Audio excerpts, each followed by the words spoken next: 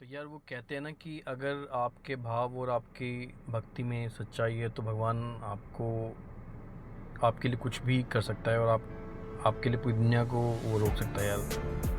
तो ऐसा ही कुछ हमें देखने को मिला। हम तीन लोग दिल्ली से केदारनाथ के लिए निकले थे। और जब हम लोग दिल्ली से केदारनाथ के लिए निकल चुके थे तो ऋषिकेश क्रॉस करने के बाद हम लोग श्रीनगर पहुंचते हैं। तो मेरे एक दोस्त को एटीएम से कैश निकालना था, तो वो श्रीनगर पहुंचने पर ही हमें मतलब कि कैश थोड़ा सा ऐसा रिक्वायरमेंट हुई, कैश की ज़रूरत है। तो गाड़ी से उतर के अपने लेफ़्ट साइड में जाता है और कैश देखते हैं एटीएम में कैश नहीं होता। तो वो क्या करता है, थोड़ी सा हम और आगे चलते हैं। थोड़ा सा और आगे चलने के बाद हम एक एटीएम और देखते हैं। तो जहाँ पे हम गाड़ी रोकते हैं और गाड़ी रोक के रोड के अपोजिट साइड में वो जाकर कैश निकालने लगता है। तो जैसे ही वो एटीएम से कैश निकालता है तो एटीएम पे गार्ड बैठा होता है जो कि काफ़ी बूढ़े होते हैं, एक अंकल होते हैं। तो वो अंकल उनसे पूछते हैं कि मेरे दोस्त से पूछते हैं कि यार बेटा कहाँ से आए हो आप और कहाँ जा रहे हो। तो मेरा दोस्त बता देता है कि अंकल हम ऐसे ऐसे दिल्ली से आए हैं और हम लोग जो है केदारनाथ जा रहे हैं। तो वो अंकल एक रिक्वेस्ट करते हैं।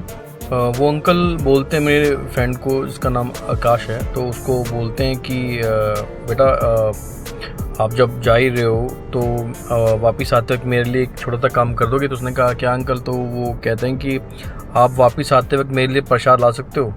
तो ठीक है, अब इतने एज्ड थे अंकल, उनको क्या मना कर सकते थे। और कोई उसने कहा कि चल ठीक है अंकल, हम आते वक्त आपके लिए प्रसाद ले आएंगे। तो गाड़ी में बैठे हम लोग निकल दिए केदारनाथ के लिए। तो यार जब हम केदारनाथ पहुंचते हैं तो अच्छा एक चीज़ और उसमें क्या था कि जब वो अंकल उससे पूछते हैं कि बेटा आप कहाँ जा रहे हो, उसने कहा केदारनाथ। तो वो अंकल बोलते हैं कि 12 ज्योतिर्लिंगों में से एक ज्योतिर्लिंग है हमारे केदारनाथ। तो ये बात उसको, वो जब मेरा दोस्त गाड़ी में आता है तो गाड़ी में आके बैठता है तो वो बताता है हमें कि यार मैं अभी भी एक अंकल के ना प्रसाद लेके आना, मुझे याद दिला देना। तो उसने जब ये बात मुझे बोली और तो उसने ये बात ही बताई कि अंकल जी ऐसे कहते कि 12 ज्योतिर्लिंगों में से एक ज्योतिर्लिंग है हमारे केदारनाथ, ऐसे ऐसे उसने मुझे बताई बात। तो ये बात हमारे दिमाग में, मेरे दिमाग में भी रही। तो प्रसाद लेना था, ये बात याद रखनी थी। तो यार इस चीज़ को इतना सीरियस हमने लिया नहीं। हम लोग जब केदारनाथ पहुंच गए तो केदारनाथ पहुंचने के बाद हुआ क्या कि जब हम वहाँ पे शाम को पहुँचते हैं और वहाँ स्टे करते हैं। तो शाम को जब आरती के टाइम पे हम तीनों जब वहाँ बैठे थे तो एक बूढ़ी सी आंटी मेरे पास आके बैठती है और मुझे कहती है कि बेटा मैं उनसे पूछता हूँ कि अम्मा आप इतनी दूर से आए हो, आप पैदल आए हो, आप कहाँ से आए हो। मैं उनसे पूछता हूँ आप कहाँ से आए हो। तो वो कहती हैं कि बेटा मैं कानपुर से आई हूँ। तो कहती कि मेरा 12 ज्योतिर्लिंग में से एक ज्योतिर्लिंग रह गया था और वो आखिरी यही था, तो मेरा अब सारे 12 ज्योतिर्लिंग पूरे हो गए हैं।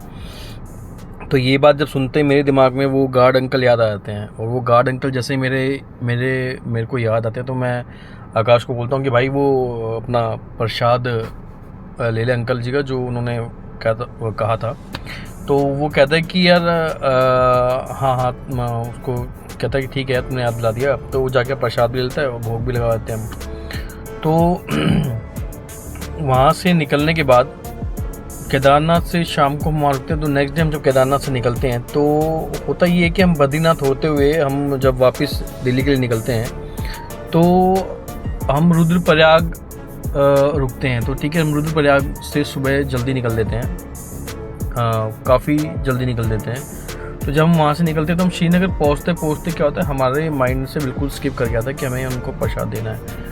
तो अब क्या होता है, श्रीनगर पहुँचते यार मेरे पेट में खराबी कुछ होने लग जाती है और मुझे ऐसा लगता है कि मुझे पेट थोड़ा ख़राब है तो मुझे फ्रेश होना है। तो हम जैसे ही श्रीनगर पहुँचते हैं तो वहाँ पे पेट्रोल पंप आता है। पेट्रोल पंप पे गाड़ी हम रोकते हैं, पेट्रोल डलवाते हैं। तो मैं अपने दोस्तों को बोलता हूँ कि यार मैं थोड़ा फ्रेश होने जा रहा हूँ। तो मुझे तकरीबन 15 मिनट लग जाते हैं फ्रेश होने में। मेरा पेट काफ़ी ख़राब था और मैं दवाई भी लेता हूँ वहाँ से।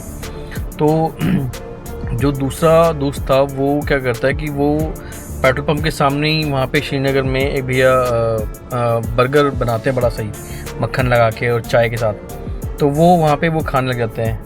मेरा एक दोस्त जो था, वो दूसरा दोस्त जो था, वो वहाँ पे बर्गर और चाय खाने लग जाता है। तो उसको इतना स्वाद लगता है कि वो दूसरी बार फिर चाय बर्गर लेके दोबारा खाने लग जाता है। तो जब मैं बाहर आता हूँ तो फ्रेश व्रेश होके, तो वो मुझे बोलता है कि तू भी खा ले, तो मैं खाता हूँ तो मुझे भी बहुत अच्छा लगने लगता है, तो मैं भी तकरीबन 2 बार वो बर्गर और चाय लेके खाता हूँ। इन बिटवीन क्या होता है कि हमें तकरीबन आधा घंटा हो जाता है वहाँ खड़े वहीं रुके हुए।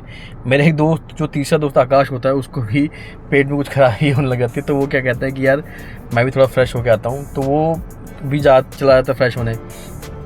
तो उसको भी तकरीबन 15 मिनट लग जाती है फ्रेश होने में।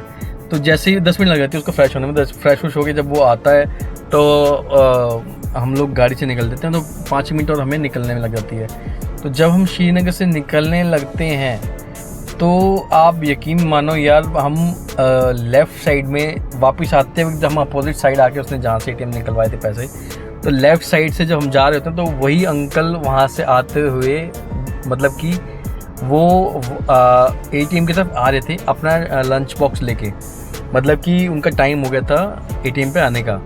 तो वो आ रहे होते हैं और हम जा रहे होते हैं, तो मुझे इंस्टेंट, मैं वो ड्राइवर से अपोजिट सीट पे बैठा होता हूँ, तो मुझे अंकल दिख जाता है। मैंने कहा कि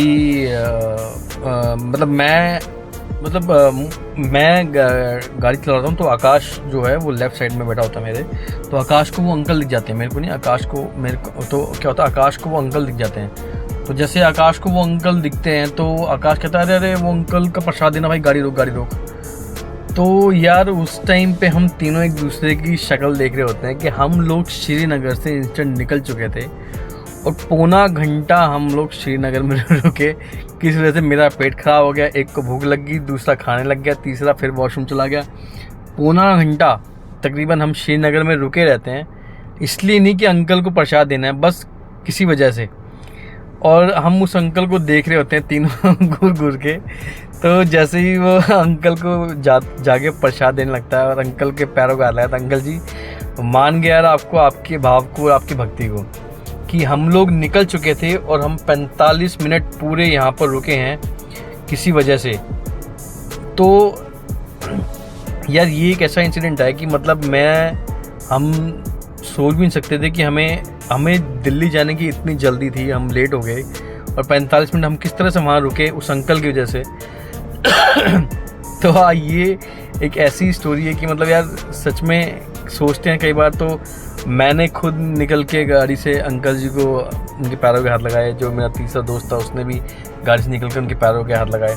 तो मतलब कि यार ऐसा नहीं है कि भगवान से बड़ा भगवान का भक्त भी है यार।